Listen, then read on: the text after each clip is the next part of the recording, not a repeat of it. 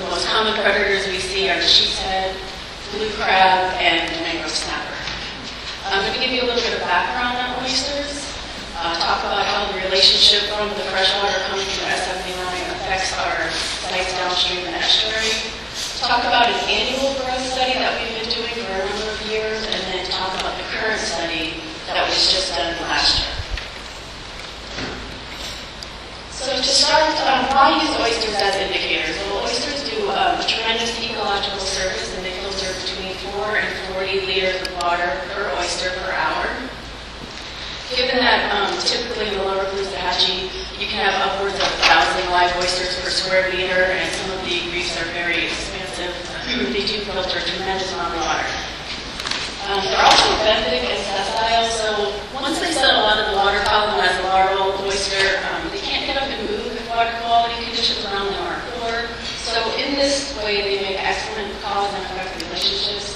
They really give us a unique insight into what's happening in a very complex and dynamic system that we call the estuary. They build these vertical three-dimensional structures that create lots of nooks and crannies for a number of organisms, lots of fish and shrimp and crabs, called the oyster reef home. They're year-round residents there. They also help to couple the benthic and the pelagic environments. So as the oysters are filtering all of this water, whatever is not assimilated by them is deposited onto the bottom for the benthic community as food. They help to mitigate boat wakes and storm surge from erosion. And they help to link our local ecology with the local economy. So when you have this three-dimensional structure that houses all of these different organisms, you're going to have the transient predators coming through there for food.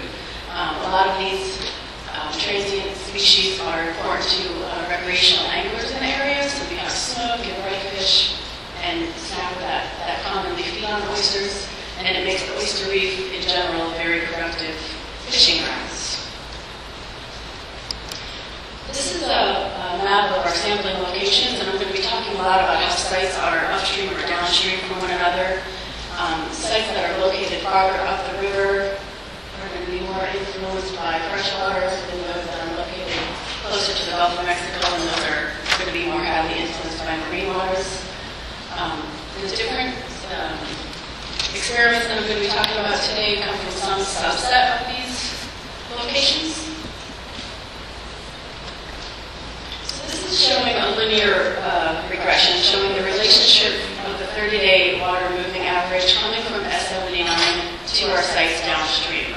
So if you look at the legend on the right, this is going to be showing our sites from upstream to downstream.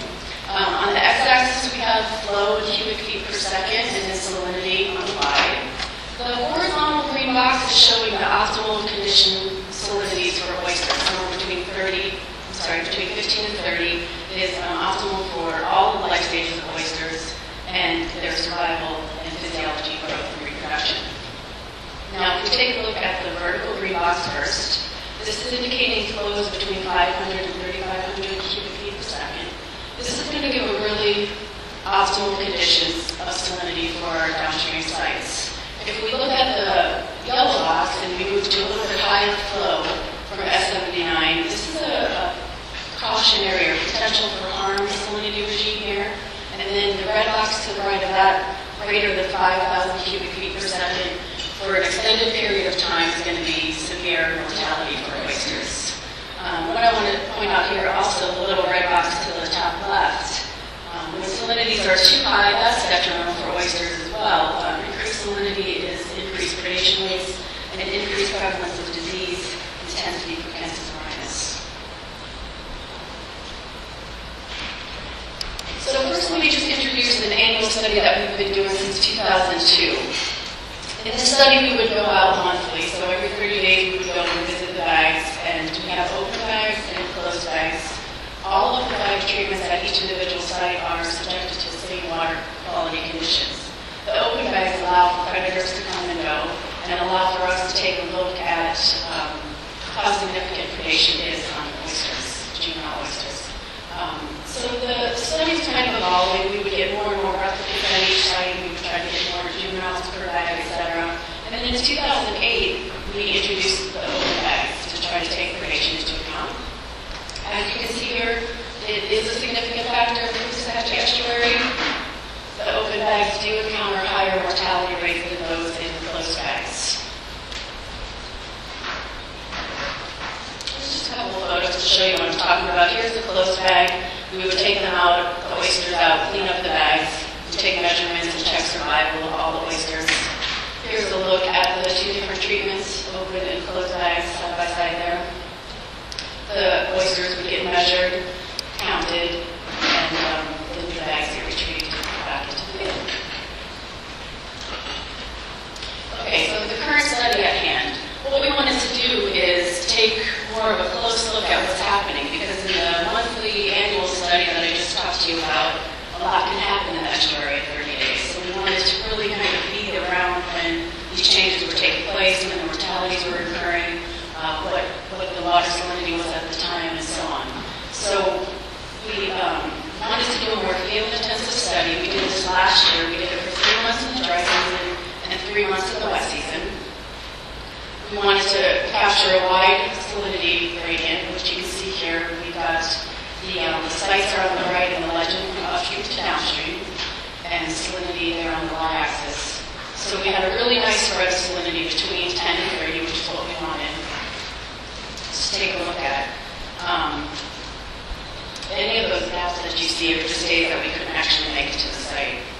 So we would go twice a week to visit the bags and take measurements for them, and what we found here is our open bags, and this is the mean number of surviving oysters. We encountered higher mortality downstream, which is kind of what we were expecting, higher salinities. We have lots more abundance of predators there. So, and that's what we saw here after the 3-month period. The site in purple there is the most downstream site. Again, all the legends will go upstream to downstream, and the downstream site of the purple and key did encounter the highest mortality.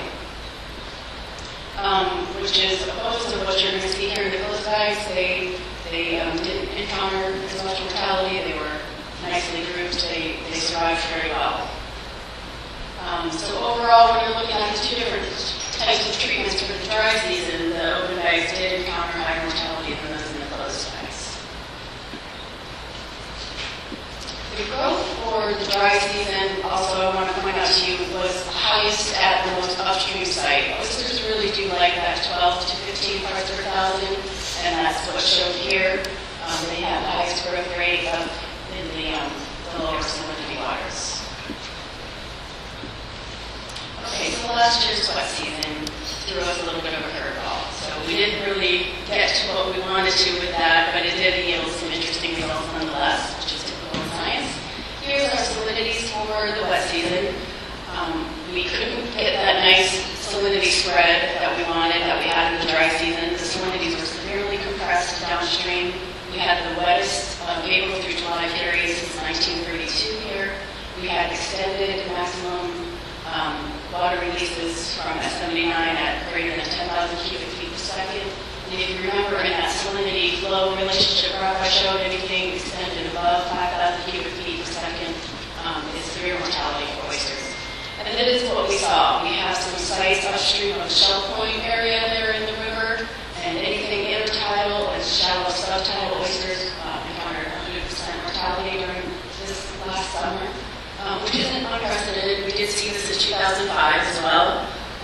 But again, the most downstream site there at Key is the purple line, and you can see, if you remember from the dry season, it's typically around 30, and we were having readings less than 5. And the joke on the field was that you could catch bass at the Central Causeway on the days. I also want to point out for future reference, to take a look there at PEPPERTREE Point, the small little blue line. We're going to come back and talk about that in a little bit. Okay, so when you have such depressed salinities throughout the estuary, your predators are gone as well. So my open bag treatments and closed bag treatments graph are going to look very similar to one another. It was probably about that mid-September, you can see the salinity started to rebound kind of back where they, at least in the general range that they should be in. And that's when the predators did start to show up. Overall, though, you'll see this in the closed bag graph that is next. They did hang on there, and I think those those 3 sites were downstream of Shell Point, and I think they might have been receiving a little salt wedge action that was kind of providing them a lifeline to hang in there. So, like I said, it wasn't what we expected, and the closed bag graph was very similar with mortality.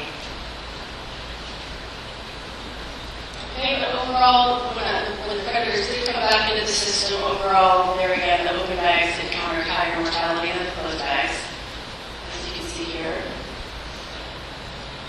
This was the interesting part that came out of the study. So, you can see that the secondary axis is salinity, which is the red line along the bottom, and then the blue and the green line are open and bag treatments, which this is the first 2 weeks that we deployed in the wet season. So we went out to the most upstream site, PEPPERTREE Point, and the entire time of the study for the 2 weeks, the salinity never reached above 1.3. In fact, when we deployed them, it was 0.3, and I felt really bad for them.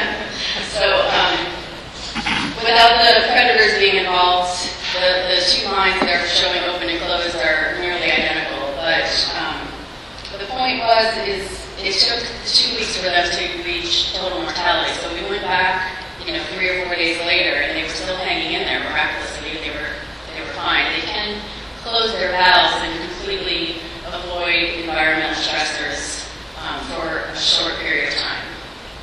And so this was really interesting to see that they were able to survive 14 days in salinity less than 2. This was also interesting too, was the growth rate was highest at Kitchell, the most downstream site, which is the reverse of what we saw in the dry season, and that's most likely because the salinities were so low that far down in the estuary that it was resembling the upstream site from the dry season. Couldn't have done such a field-intensive work without Lindsay Kestret and so many undergraduate and graduate students, and the funding was from the South Florida Water Management District.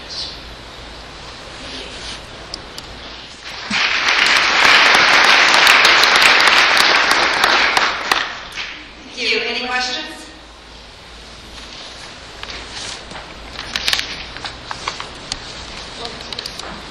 I have a question. Can you come up to the microphone? How many, when you have the surviving rate of oysters, how many oysters were originally in the bag? Okay, so the question is how many oysters did we start with? And what we did for this is we tried to, we deployed a bunch of shell before the study was to start, and then we had natural settlement, and we would deploy those into bags. So for the dry season, we had 190